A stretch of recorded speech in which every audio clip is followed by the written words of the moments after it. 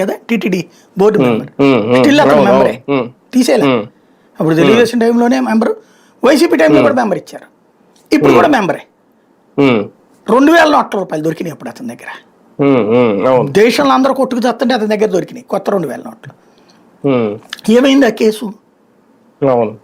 Container వైజాగ్కి okay అయిన container అటు వెళ్ళింది, ఇదంతా ఇవి కూడా అట్లాంటివే, కాసేపు ఆరోపణలు చేసుకోవడానికి పనికొస్తాయి.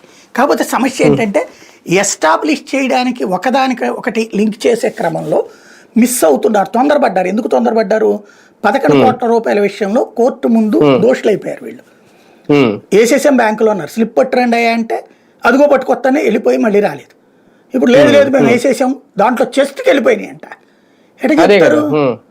బ్యాంకులో నుంచి చెస్ట్కి వెళ్ళడానికి ఒకే రోజున వెళ్ళిపో, చెస్ట్కి టైం తీసుకుంటారు అంటే ఆ బ్యాంక్ వాళ్ళని బెదిరేసి వాళ్ళ దగ్గర పెట్టారు.